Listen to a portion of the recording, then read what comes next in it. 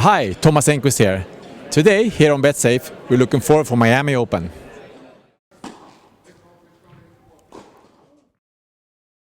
Time for Miami Open, the second Master Tournament on ATP Tour and the second Premier Mandatory Tournament on WTA Tour. And as in Indian Wells, it's hardcourt, it's 96 players in the field, but Thomas Enqvist, BetSafe's new expert, it's a total different tournament. Yes, it's a totally different tournament in the sense that of the conditions. Indian Wells, very dry air, very quick, the ball bounce really high, thin air.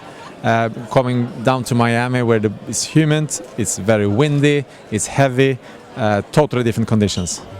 And on the women's side, the huge favorite, 8-time champion Serena Williams, former world number one. She's hurt her knee, she will not play. What does that mean for the women's tournament? Well, as we all are big Serena Williams fans, it's obviously very sad to see that she cannot not play this event, but that also leaves exactly what you say, Jonas, this event wide open.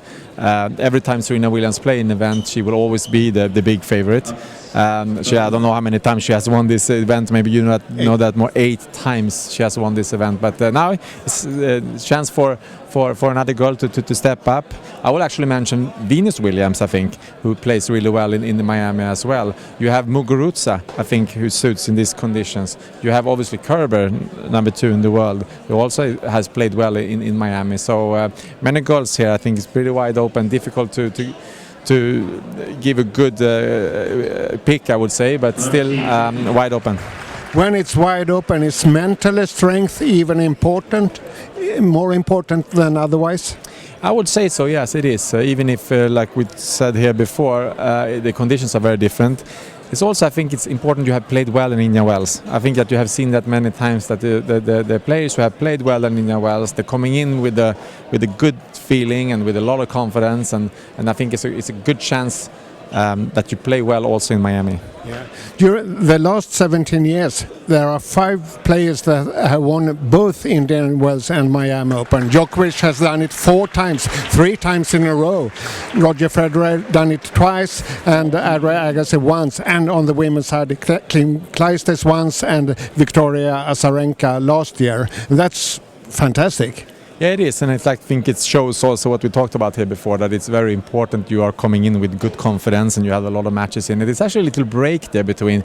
I know by my own experience sometimes, if you lose early in Indian Wells, it's a horrible long wait for your next match, and especially when it's such an important tournament as the Miami Open. If it happens on the regular tour, you can probably maybe have a wild card somewhere else in a smaller event. You can find something, but here you have nothing. So it's a very big gap between the tournaments, which is make it difficult if you haven't played well the week before in Indian Wells. Will you say form is more important than how your games fits the conditions? I will say so. I think hardcourt, it's a pretty all-round surface. Even, of course, it's a big difference in the sense that it's much heavier in Miami, and it can be extremely windy sometimes. But still, I think that form, yes, I would say yes, it is more important than the conditions. Can you name any players who has a favor of the conditions, who has a game which is more vulnerable in these conditions? Yeah, I think that obviously the players who play a little bit with a small margin, high ball toss, just to mention somebody like Pliskova, for example, who has an unbelievable good serve, hits the ball really, really well and hard, but her margins are very, very small. A very windy day in Miami. I can definitely see an upset there. Mention maybe Burdish who also has a very high ball toss.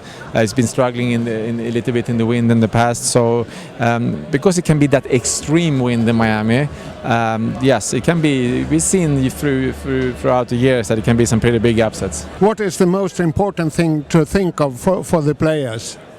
Well, I think that what usually most of the players doing is the stringing. I think when you go to Indian Wells where the air is thin and the ball is flying, usually what they do is that they string much harder, And then when they come down to Miami, it's much heavier, humid. They go drop in tension pretty dramatically. And also a lot of players now mixing the gut with the polyester. The gut is very sensitive to the humidity, so that's also something to think about. They would like to string the rackets just before the match actually. especially. I mean, they don't want to string it the day before because of your humidity. They can make the gut lose tension. So a lot of small things like this professional, they will take any edge, any little percentage can make the difference, and they will do it. You were in the final in Indian Wells and the semi-final in Miami, 26 wins in one tournament and 25 in the other. You enjoyed both tournaments really well. Yeah, absolutely, and I think that's also show that when those years I played well in Indian Wells, I usually played well in Miami as well, and the same thing when I didn't play well in Indian Wells, I was usually struggling in Miami as well. So I think better look out for the Indian Wells results, what happened, and Yeah. yes. But since March 2008, 71 of the 81 Masters titles has won by the Big Four, and 54 of the 59 last has won by the Fifth Four. So why should we talk about the other guys? Yeah, it's true, and especially after seeing the Grand Slam final in Australian Open between Federer and Nadal again, it's true that it's been the men's game has been extremely dominated of the top 4 players in the world. But we have seen lately, Wawrinka has now 3 Grand Slam. We have Cilic winning the US Open a couple of years back. The next generation players like Zverev, Kyrgios, TM, they are on the way up. They're improving as every day, I would say, and it's very soon time for them, hopefully, to take that next step up. You have like Dimitrov, you have Del Potro. Even if I still think that the top 4 is dominating, especially with Murray and Djokovic being big favorites, I think coming into all these big events, I would still say it's more open now, Jonas, than it was a couple of years back. Yeah. Dimitrov has started the season very well. He has won 2 titles. He was in semi-final in the Australian Open, and he has 2 Grand Slam semi-finals, 3 Masters semi-finals. But do you think, does he need to win a really big title this year or next year to fulfill the big expectations we have on him? Yeah, in a way, yes, I would say, because we have big expectations of Dimitrov. He's a player that we expect for quite some time now to win the big tournaments, and he has everything that you need to be able to do that.